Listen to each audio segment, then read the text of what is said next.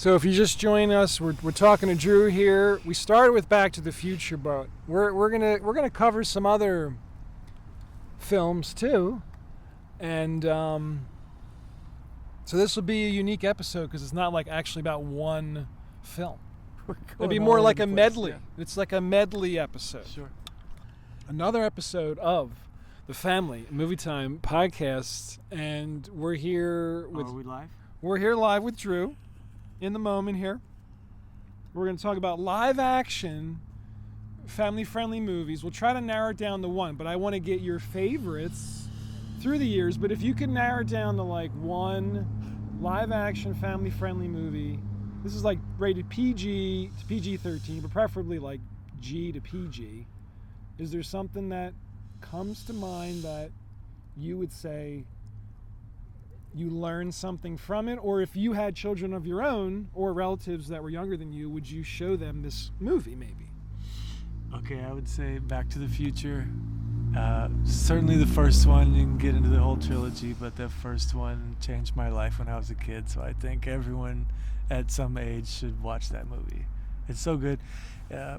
Time travel movies are confusing, but it's still fun as a kid to watch a movie like that. Even though watching it as an adult, there are some violent pieces in that movie. There's some negative content, but I didn't pick up on any of that when I was a kid, so I don't know. Yeah, the second one is great, but is the third one you think still worth seeing? The third Sure. Back to the Future? Sure, I love all three of them, but the first one really changed my life. Just the fact that this kid is a musician and the scientist has invented this giant amplifier in the opening scene, and he's late to school, but he's like, I gotta play with this amp really quick. And so of course he's best friends with the scientist who can make giant amplifiers, right? And then of course the adventure ensues from there, but definitely highly suggested for any age. And Back to the Future, there's so much, if looking at the first Back to the Future movie, there's so much in there with the like sci-fi futuristic elements to it, the comedy, the performances, Michael J. Fox, Yeah. Christopher Lloyd, Yes. the supporting cast, the style, the production design, and the music. Let's talk about the music in the film. What do you mentioned the first scene is like Marty McFly, Michael J. Fox's character. Yeah. He's like ready to start playing his guitar, and he's like plugging it in the amp and getting all. That's right. He actually prepared. doesn't get to play because he cranked everything to 11, and this thing is a prototype. So of course he blows the amp right away. He didn't actually get to play a song. That's right. But he still loves the fact that this guy has invented something that Washburn hasn't. Who else is on the soundtrack for the movie? Do you remember the songs they play throughout the film that are like from the soundtrack? I don't. I mean, there was... Is it like Eddie Money or like one of those guys? I forget. Who did the credits? Because there's iconic songs in the credits, right? Yeah. It's hip to be a square. I was just thinking of that one. Right. And I don't know. It's probably not Eddie Money now that I think of it. But, I forgot his name, but yeah. But to stay in the moment, the Christopher Lloyd. Let's talk about him. Yeah. His performance, Christopher Lloyd. What is he called? Get in the car, Marty. Get in the damn car, Marty. I mean, he played a perfect crazy scientist. Yes. Doc, is that his name? Doc. But again, family friendly because there's no cuss words, there's no violence really. It's just it's a good adventure movie, right? Yeah. Trying to take a trip, but this time not to another place, it's to another time. And then he gets to see, what does he get to see in another time? Was it the floating skateboard? And by the way, it's the same cast. Oh, so yes. Biff is now future Biff, right? It's like his grandson or something, but it's the same cast, right? His mother also plays his great-great-grandmother who also plays his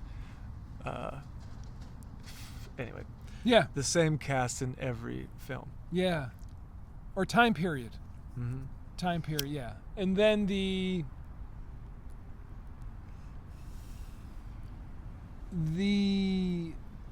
what else about that movie? What other scenes would you say are memorable?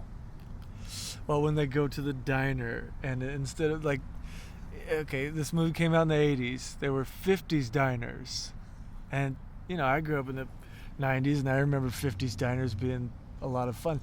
But this is in the future, so they have an 80s diner. And the AI that's serving you is like your choice of Ronald Reagan or Michael Jackson or some iconic 80s celebrity. So I thought that was hilarious that they had a different time frame for a diner. Although that never happened. We never got our 80s diners. Of all the technology that's shown in that movie, what would you want to actually have? Obviously the hoverboard. And I've seen people trying to recreate it. It's just not possible. And you rode a skateboard as a kid? I sure did. What do you... Of course, that movie came out before I was born. And so when I started skating, we all wanted hoverboards. Like, give it a couple years, we'll have them. And here we are in 2026. Still not a possibility, but...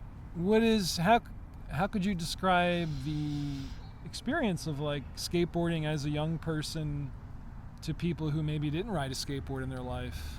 What was that? Was that like a sense of freedom? Is that like adventurous? It's a social thing, definitely. right? I looked at it as a safer option to be an adrenaline junkie. So if you want to skydive, that's a little more dangerous. If you really want to do, I mean, now you got kids doing backflips off of skyscrapers. But when I was a kid, we skated, and that was our rebellious state, to grind on things you're not supposed to grind on, sort of like tagging on things you're not supposed to tag on. But definitely a lot of fun being on the streets, playing music and skating was just, a sense of freedom for sure. And what do you think you would do with a hoverboard? What kind of tricks, if you could have? Well, you could float over that lake, first of all. How do you charge it up? Is there a way to? Does it need to be charged? What's the? You can't get on water. You got no power. No, yeah, of course it would be fun, because the whole idea of skateboarding it came from surfing and using the idea of carving on the water, the ocean water, adapting to Mother Nature's water, and then recreating that in swimming pools and making skate parks and fun boxes and everything. So we were trying to recreate the movement that you get from surfing. And so to have a hoverboard, it would be much more fluid than 4 crude wheels. Huh. Did you also surf through the years? A few times. It's so freezing out there in Ocean Beach in the city in San Francisco. Gotta have a wetsuit. First time I went out there, stupid kid, no wetsuit, freezing cold, almost got pneumonia. But then second time I went out there with a wetsuit, caught a couple curls, it was fun. But, Hawaii is a spot to surf because the ocean water is warm like a bathtub out there. Yeah, don't try to learn how to surf in San Francisco. Did you surf much in Hawaii? A little bit. Yeah. But there's pros out there. People come from all over the world to surf North Shore at Oahu. People from Australia who got surf come to Oahu. Oh. Yeah. Oh, wow. So yeah, I wasn't these people are daredevils, adrenaline junkies getting out there with the great whites, the big sharks, sea creatures out there. They're ready for it. So I was just trying to get out there and experience the ocean and paddle out and enjoy just hanging out with other people, waiting for that wave. That part is more memorable than actually hitting a curl. Just waiting and being in Mother Nature and sort of talking with your friends as you are witnessing the waves getting bigger and bigger and waiting for a good one, and go, oh, it's time to go out there, bro. Like, and now we're psyched and we're getting up, and it's like a lot of people are diving and falling off, but like you're tied to it. As long as it doesn't hit you in the head, be aware of where it is at all times, right? Is there much to learn from? Well, from the trilogy, first of all, don't play with time. And the greed, the fact that there's always someone who they wanted to use the almanac to predict sporting events and make a bunch of money. And there's this alternate reality, the Biff reality, where he's this wealthy person who is at the top of this tower with his name on it. Reminds me of somebody. I feel like we're in this horrible alternate Biff universe right now. And the first thing you said, don't mess with so time they're like, travel? let's go back and fix what we did, because by playing with it, we destroyed reality, right? And like this beautiful place had turned into this lawless chaos. Yeah. And you said don't play with time or time travel. Did you say that? No, I did. Do you think that's I'll say it possible? again. Is Let's it go possible? back in time and say it again.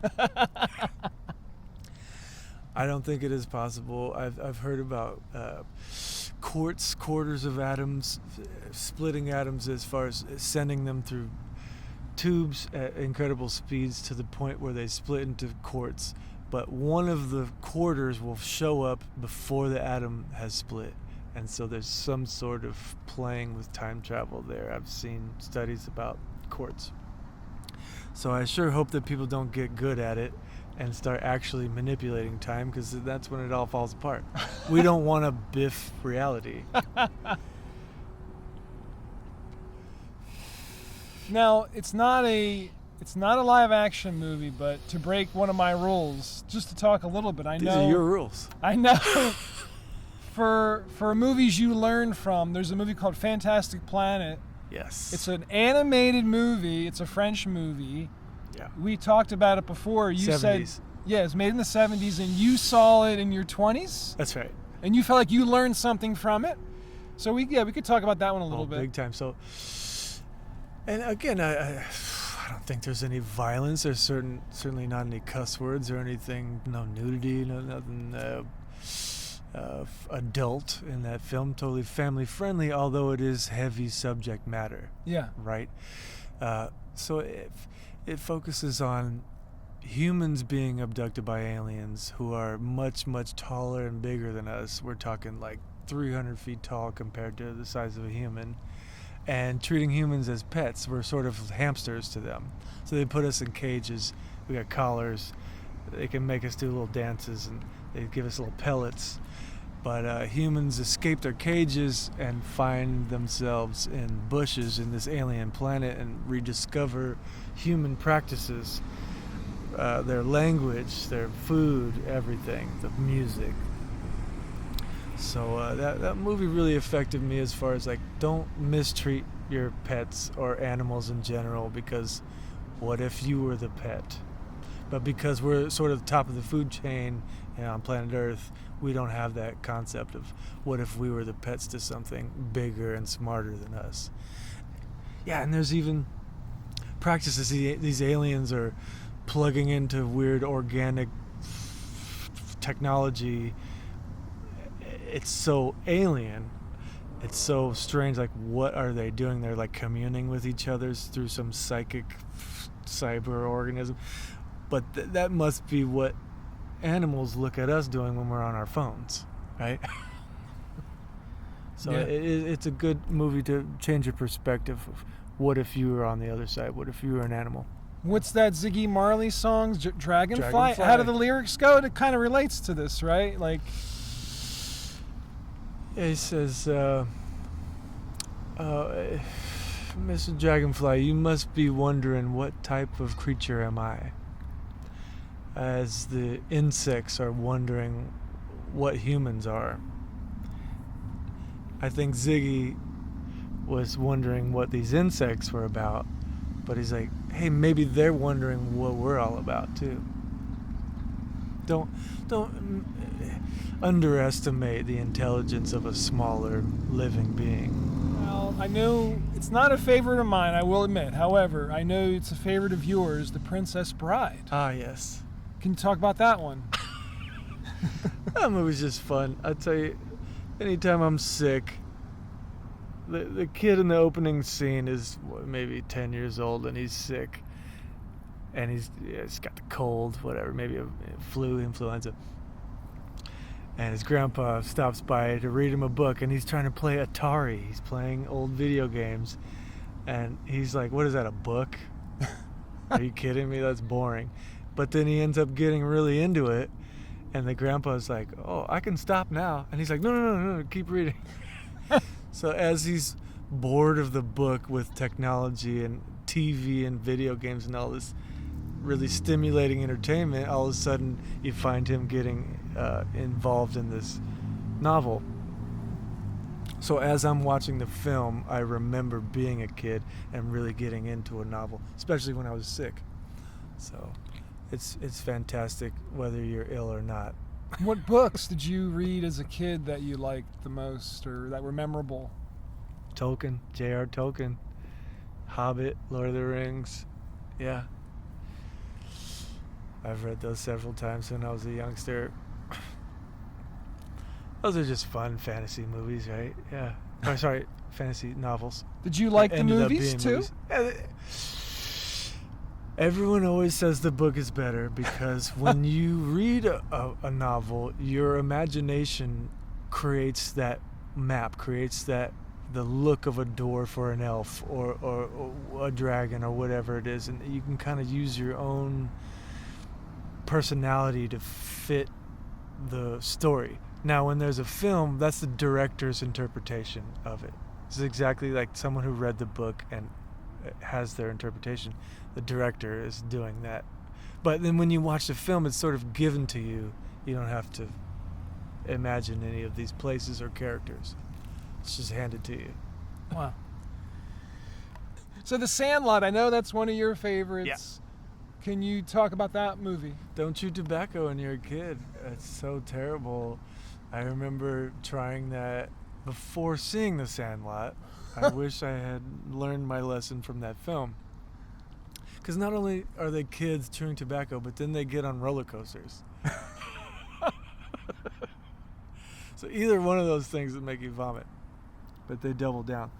So, yeah. Also, don't fake drowned in a swimming pool, even if you want to kiss the gorgeous lifeguard. Wow. Because that was an iconic scene in that movie.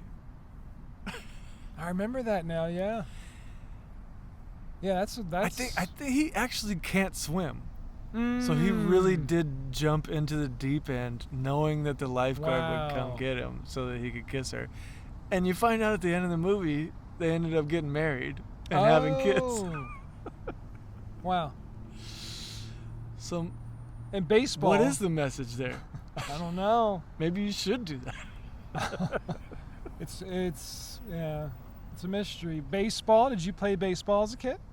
I played some baseball, sure, not into high school, but yeah, in elementary, sure. Just exactly in a little parking lot. And what's another film that's from your memory, like a live action? Oh, Labyrinth. Oh, Labyrinth was so good when I was Labyrinth. a kid. Just again, the puppeteering from Jim Henson. Fantastic. I love anything Jim Henson. I mean, Star Wars. I mean, Jim Henson was involved with everything for several decades. Huh. Fantasy. Yeah, yeah. Not a lot of science fiction, but yeah. Labyrinth. Good puppeteering. Labyrinth. For the music too, David Bowie's music. Of course, Yeah. Bowie. Wow. You know what? The baby in that movie in the striped shirt. Right. The baby. My baby. He ended up growing up to be an adult and being look, when he was not able to speak yet, he was around Jim Henson puppeteering. So can you imagine being an infant around these puppets? Yeah. Like, he thinks they're real. He ended up being a puppeteer for Jim Henson Studios. Oh. Yeah. the kid in the labyrinth. Whoa. Yeah. So, Wow. And I think Jim Henson's son does performances now. He was at, I think it was like San Francisco Sketch Fest. He did his own show or set with puppets during I think it was over the weekend. wow. Do you remember The Dark Crystal? Oh, yeah. It's a darker movie than Labyrinth. Another Jim Henson film. Is that a family-friendly, or do you think that's more, would you show that to kids, that movie? Is that, or teenagers? Well, I was a kid when I watched that movie. That one definitely has some scarier puppets going on there, scarier creatures. content. Yeah, darker, Yeah. darker stuff. The Skeksis. But now, spoiler alert, alert. If you've never watched Dark Crystal, just change the channel and go watch it now, and then come back watch the rest of the episode. Press pause, go watch it, come back. If you have seen the whole movie, you find out that the Skeksis and the other species are actually one species that have been split. So it's sort of the good and bad within all of us. This superior being that was very intelligent had somehow gotten split into two, the crystal split. They got split into two species, but they are actually one. oh wow. So as scary as the Skeksis are, it's like, well, they're just the scary part of yourself.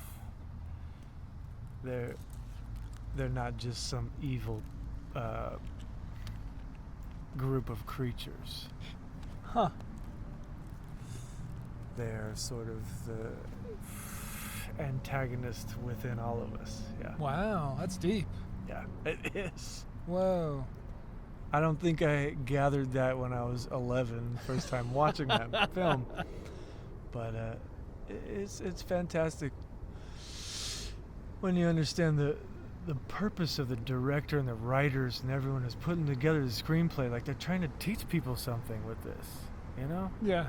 It's not just for visuals and entertainment and explosions. Right. Do you think it is a challenge to like entertain people or the family-friendly audience without violence? Is that, you think, is that hard to find in like contemporary movies? Depends on who you have in your family. Now, do you have people in their 30s, 40s with a kid or several kids in elementary school? Beautiful. If you got a teenager, they're too cool for something like that, right? Teenagers are always rebellious, and they're always too cool to learn from their parents, right? Even if it's perfect for them. Huh. I remember being a teenager and feeling that rebellion, and then growing out of that fairly quickly. Yeah.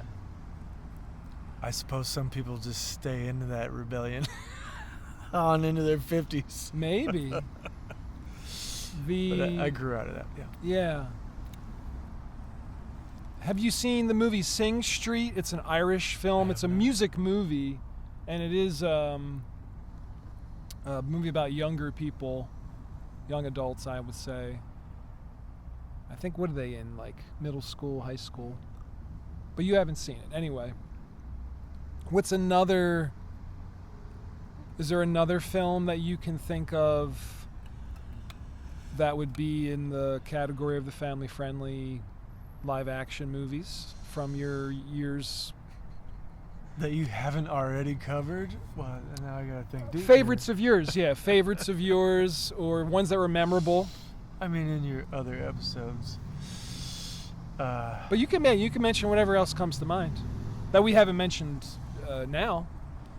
Because family friendly is easy if I can go animated. If I can talk Pixar, if I can talk, DreamWorks. I mean, I can go on and on. But without animated live action, it's live action. Harder to like Back to the Future, live action, Sandlot, okay. Labyrinth, Dark Crystal. See, now Princess when I was Bride. a kid, I watched things that I suppose were not family friendly. Or it might be looked at differently now. Indiana Jones. That one was like on the cusp, because I think violence. People die. They changed the rating system partly because of that film. Yeah, I was a young one when I watched that movie, and I loved it. Yeah, but I don't think it would be appropriate now for a kid, right? I think that one is why you have PG-13, actually. Because of that film. Yeah, I think so. Wow. Then you mentioned Star Wars earlier. I mean, that one's got violence, but it's not as maybe graphic as Indiana Jones. It's different. It's pew pew violence. What does that mean? Like laser blasters, not gunshots. Okay. Pew pew. But people It's are still lasers, it's lightsabers. people are still suffering. It's fantasy sci-fi. Yeah. That's true. There's a lot of moments of suffering, of peril. Peril, yeah. Yeah. Intensity. Mhm. Intensity. And But I watched those when I was a kid too. It certainly didn't make me want to be violent. It was just a fun movie. Fun family movie, sure. Huh. But I think the standards are different now for what is family friendly. Yeah. maybe. I'm starting, during this interview, I'm learning that the things that I grew up watching were inappropriate for children. Well, it's, I don't know, it's how it goes sometimes, I guess. What about you, Jeff? What something from your childhood that's family friendly, live action? Well, we talked about it before we started rolling a bit ago. I did rewatch this film. I think it's kind of like on the cusp of maybe it is family friendly, but it's definitely like the tone of it is darker. Okay. It's almost like a noir kind of a tone because of the lighting and the mood and the production design. The Ninja Turtles, first Ninja Turtles live action movie. You're actually wearing a t-shirt of Ninja Turtles today, so before we even plan to roll. It even says 86 on it. So 1986, I remember seeing that movie, the first Ninja Turtles live action movie as a kid, in the theater and just loving it and thinking, this is fun and it's cool.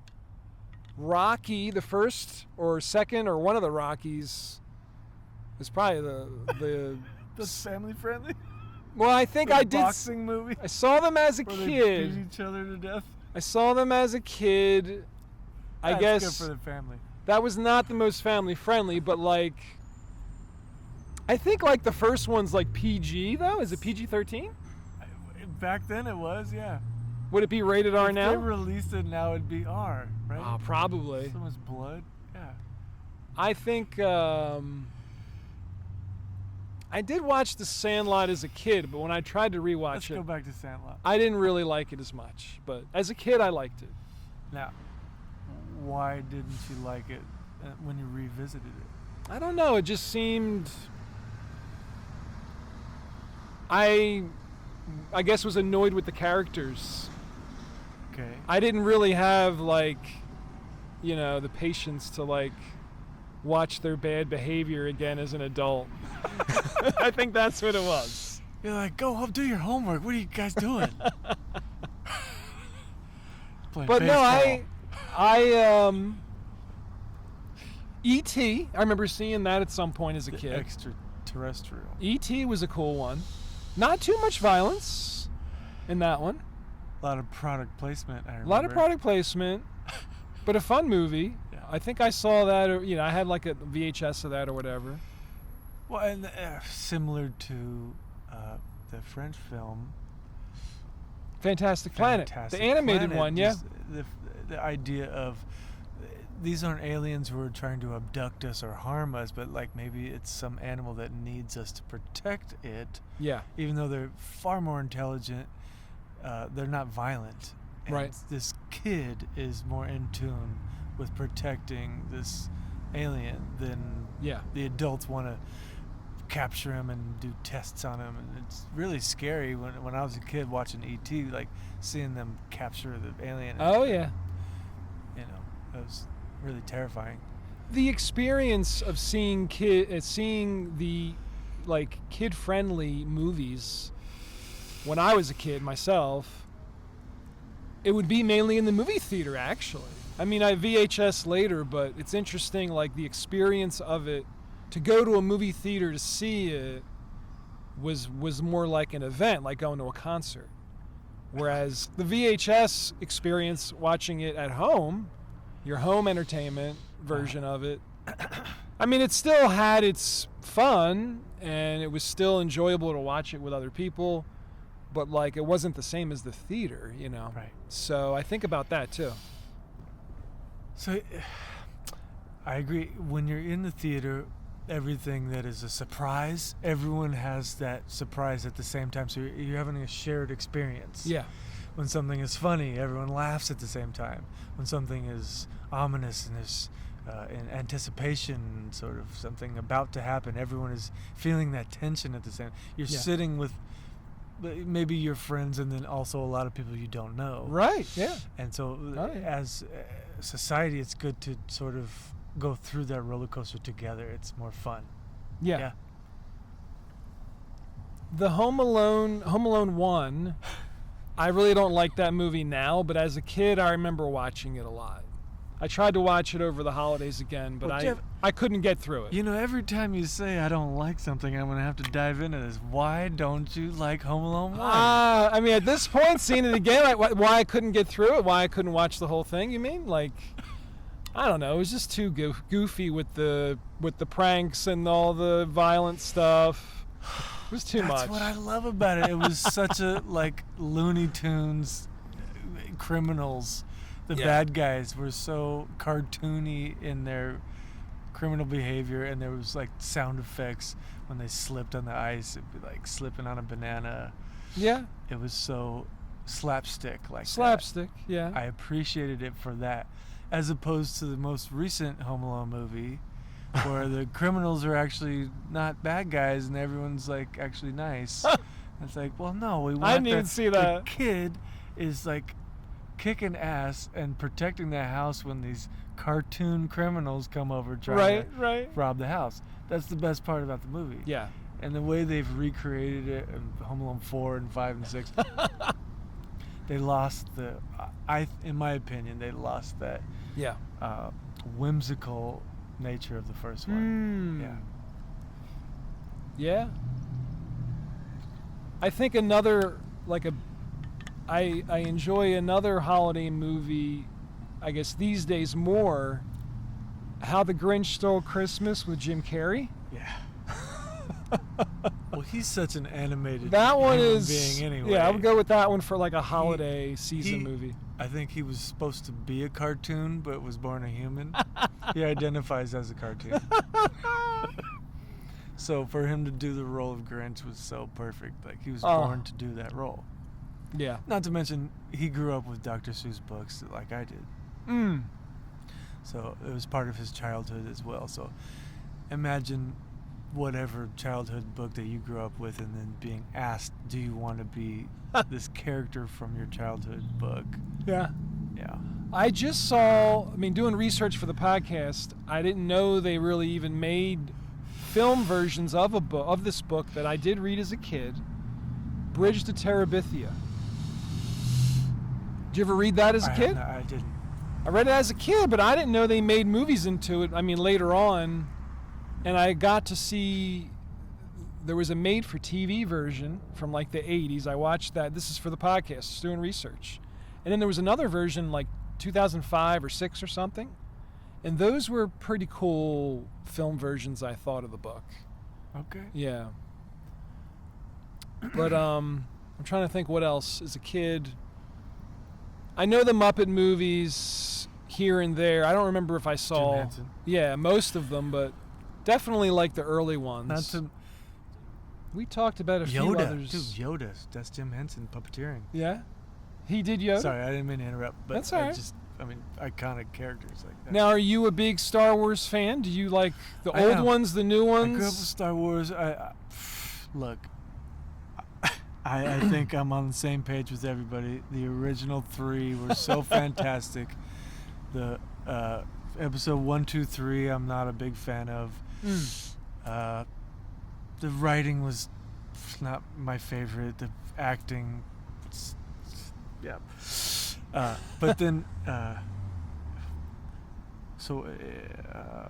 to 9. Yeah.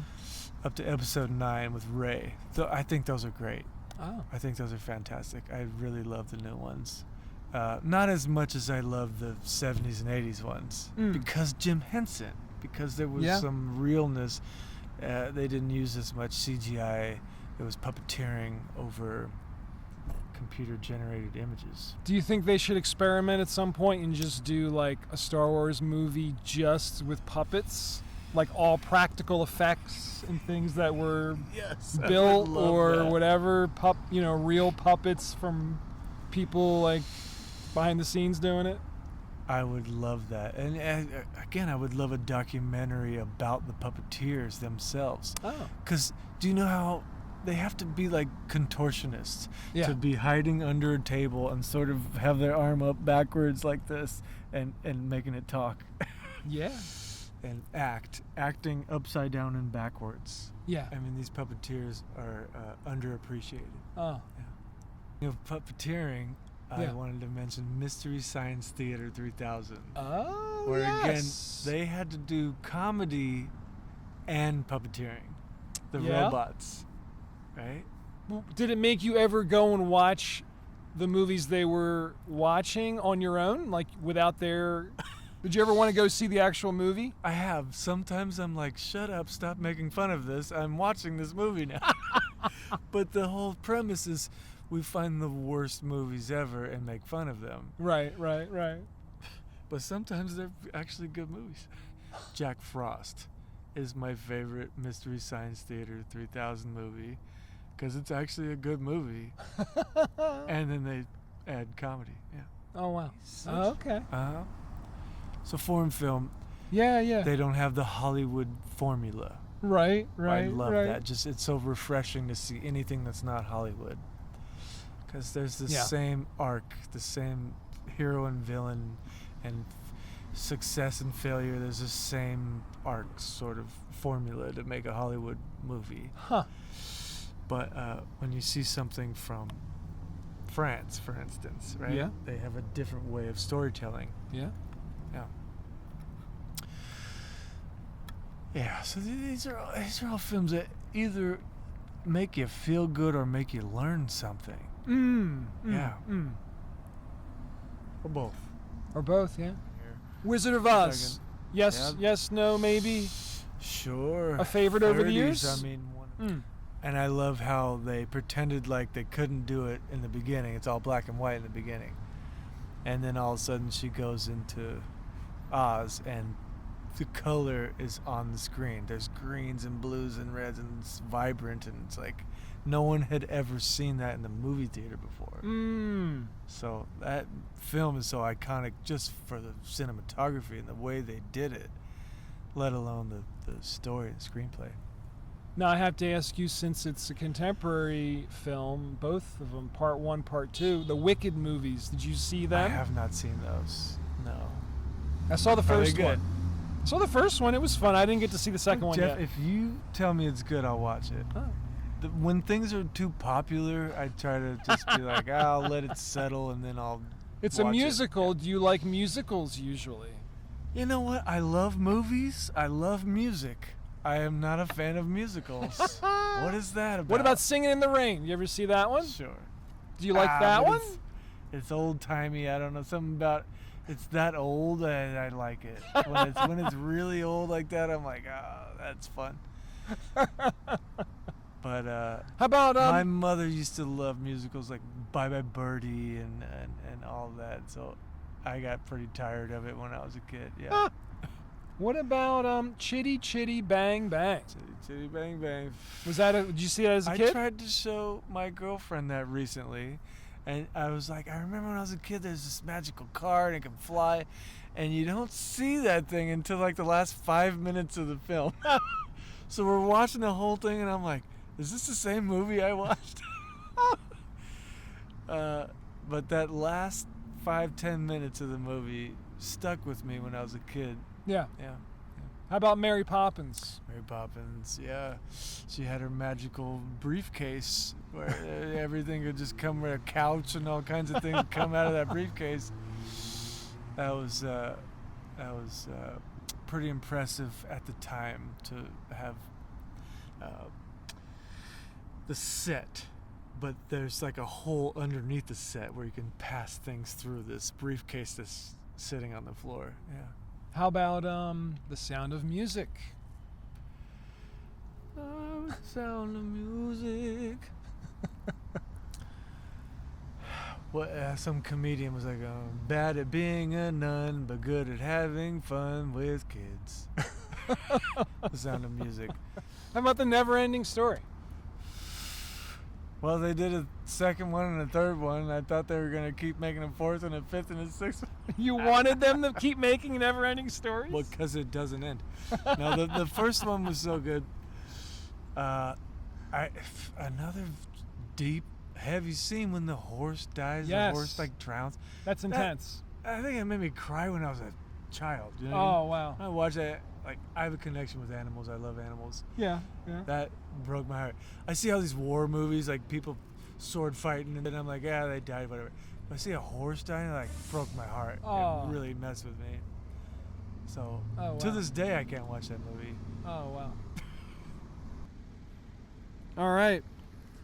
If you're joining us, Family Movie Time podcast, I'm here with Drew.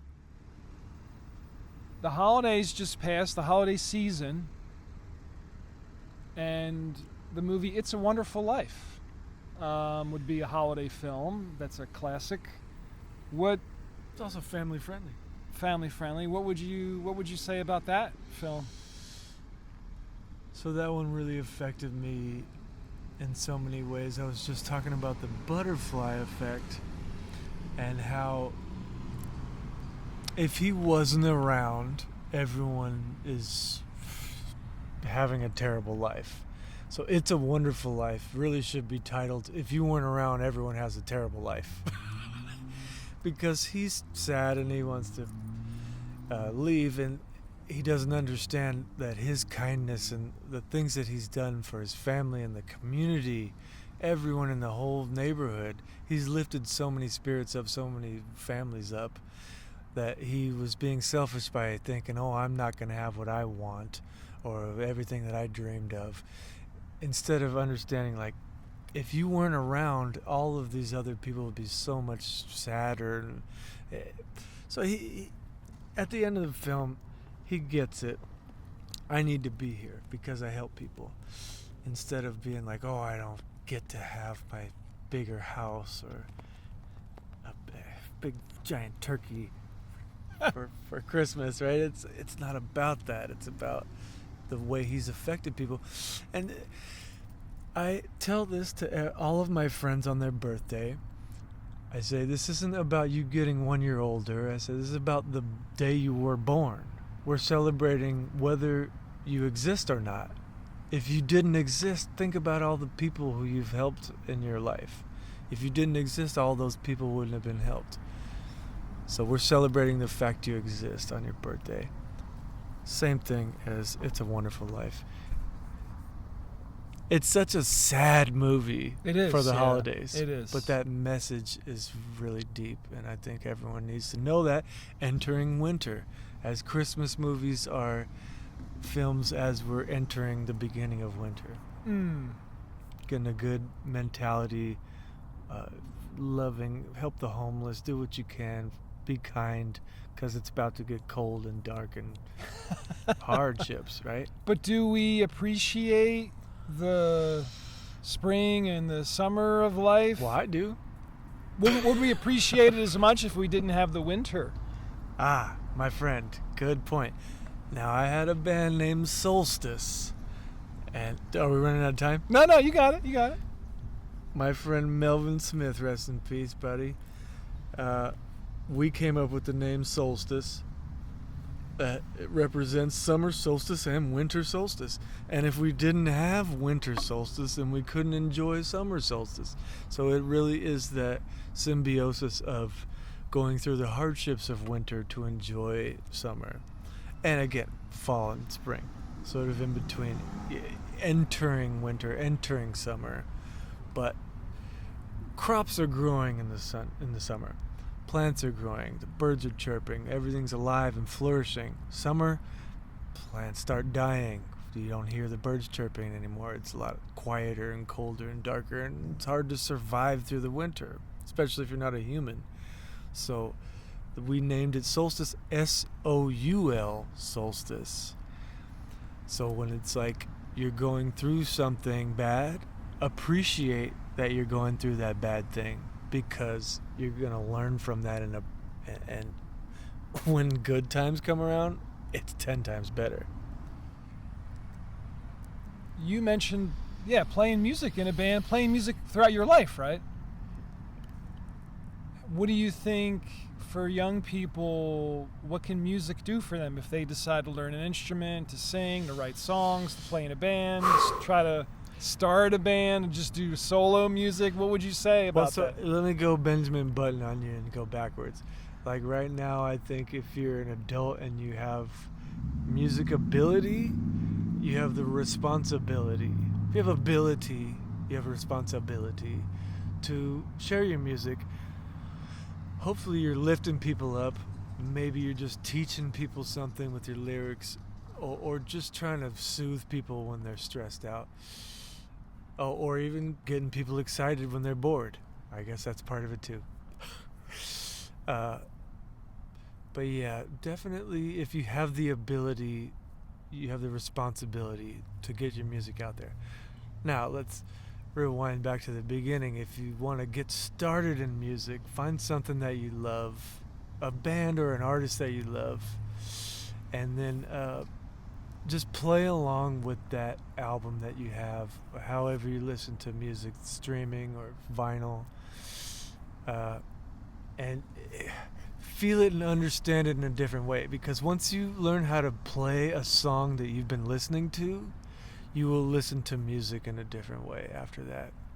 And the rest is history. For your own life, what would your life be without music?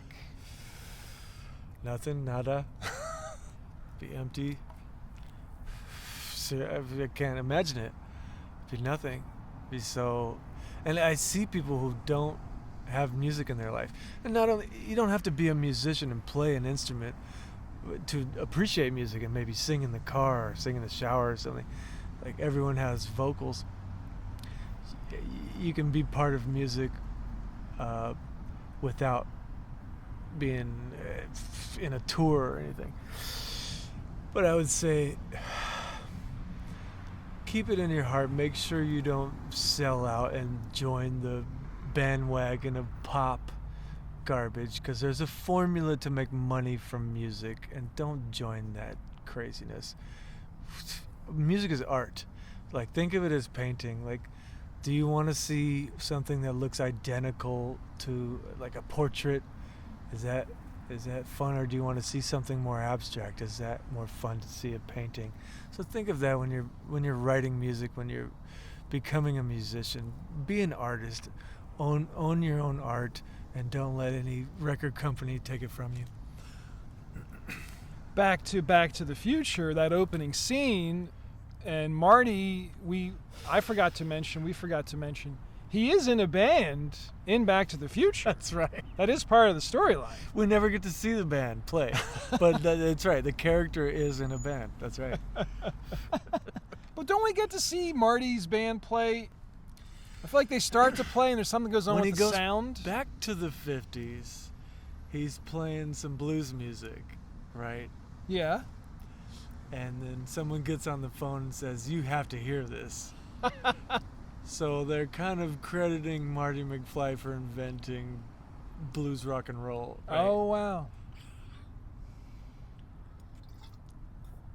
Obviously, it wasn't Marty McFly.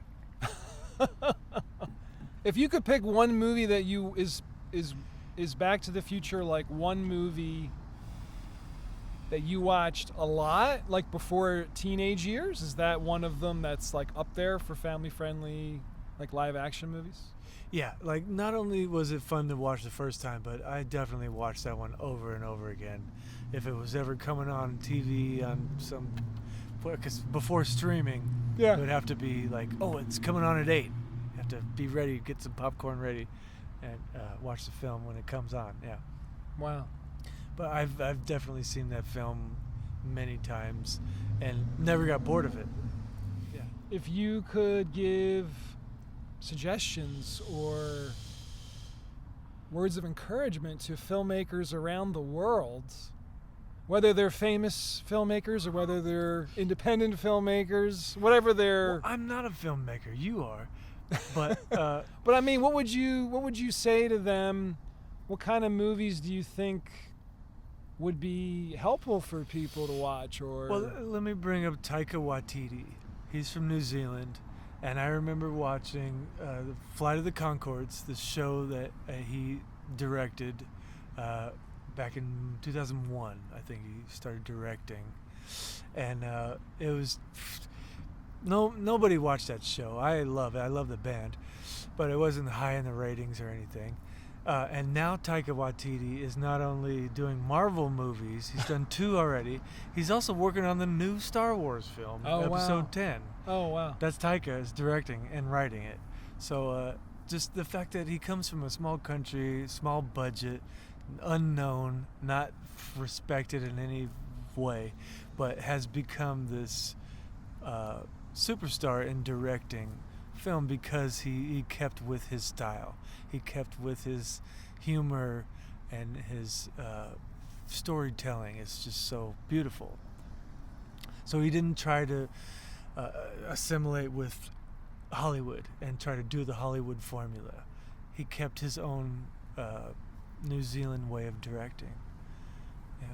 Is it possible to make money, make a living from being an artist, but also maintain your integrity and maintain your voice, your, morals, I suppose? Is that possible? Well, one of Banksy's paintings sold for $5 million, and as soon as the gavel went down, it was sold. That frame had a shredder built into it, and it shredded the painting because Banksy didn't want anyone to own his artwork. So he could have made $5 million easily, but he's like, no one should own this. So no one made $5 million off of his artwork. And I think art in its truest form is not about profit. It's about sharing ideas, sparking ideas. When you look at a painting, do you have discussions with your friends? Do you think about it later? Do you think about it next week? When you leave the country, do you think about it next year? Go, if I want to go back to that museum and see this piece of art again to think about it more. Yeah. So same with music. Like, do you want it to be exactly what you expect, or do you want to interpret something that maybe is new? Do you think we need more like family-friendly movies? Is that something that would help, human civilization on the planet? Or yes. Short answer, yes. Long answer, I would say I remember when I was younger, and this director had made a movie that was R-rated, and he's like, well, I want it to reach a broader audience, so he cut out a lot of scenes, a lot of acting, a lot of costumes, and all of that, settings. All these things were just wasted money so that there could be a broader audience and make it PG-13, so more people could see his artistry. So I think if you want more people to be able to enjoy your film, then yeah, you need to make it G or PG. Because let me just point this out. We're not talking about animated films, but I am going to bring up A Bug's Life from Pixar. Yeah. There are so many deep messages in that film. It's completely G-rated. There's no... I guess there's violence, but it's animated violence. But there's messages about standing up to the bully in that movie that are way deeper than any R-rated adult film. So I think there needs to be more messages portrayed through film, and that's why G-rated, PG-rated movies are the best movies. I know. Family friendly. Yeah. I know another animated movie is a favorite of yours, The Secret of Nim. Oh, yes. We weren't supposed to go into animated, so I was We have some extra time. not talking about We're that. we're in like bonus time now. But I want to hear Well, your cozy movies. Let me tell you. What are your cozy movies? When I was 9 years old, I had pneumonia, and I watched that movie over and over again on Betamax. My mother had a Betamax. And so this, when VCR and Beta were sort of battling out who's going to win the technology there. But so, yeah, I watched that movie so many times. And the kid in that movie has pneumonia. And they keep saying, like, well, it's not uncommon, but you can die from it. And I'm a kid, and I'm really sick with pneumonia, and I'm watching this film where they keep saying, like, well, you can die. So it was really terrifying. But, yeah, having fever dreams where, like, I'm so sick and sort of watching that movie and falling asleep and waking up and watching it again. So that movie really soaked in with me. Again, intelligent rats who and all kinds of rodents who had been experimented on in laboratories who were so smart that they escaped. And they created their own society in the bush. It's just like Fantastic Planet, as I explain it. Yeah. Wow. So that one really stuck with me. Yeah. Wow. The animation to the music is so soothing, and yeah. Any other cozy movies? The Hobbit: Unexpected Journey. And that one's from the 70s? 1977. Wow, the animated film. Wow. I did watch that one recently just for fun, and I thought it was a cool, like, entertaining, cozy movie. Now again, I've read that book so many times. Your own imagination, your own interpretation is always better than the film. But from the director in an animated film, you got an animation director separate from the cinematographer, right? So guiding what characters look like. That sort of thing, what backdrops look like. That world that they created was really beautiful. A lot of watercolor, you know. Oh, wow. Yeah. How about something like Moonrise Kingdom? Do you remember seeing that one? Yes, that was so good. Did you like that one? Yeah. We're back to live action, family friendly. Like a Wes Anderson feel. It's right? one of his best, I would Was say. that actually him? Yeah. Oh yeah. That one's fun. Yeah, I mean, you got Bruce Willis not doing an action character in that one, right? He's not a die-hard guy, right? Yeah. He was like more of a real character going through divorce, and a lot of sadness in that movie, but it was also very inspiring. Sort of reminds you of being a kid, being camping or Oh yeah. in some sort of summer camp or something. Yeah. Uh-huh. And young love too. The guy and the gal, they've run off together, and they're like, we're gonna get away from society and just have our own perfect place here, right? It's like I remember feeling like that when I was a kid. That was so fun, without sex or any of that complication. Just loving somebody, right? Yeah. Do you think it'd be possible to make like the story of your life into a PG movie or a PG-13 movie, or would it have to be? We'd have to do a lot of serious editing to do my life. As it would a have film. to be NC-17 to make it PG-13. You had to cut out 3/4 of it. Wow. Just the highlights. Man.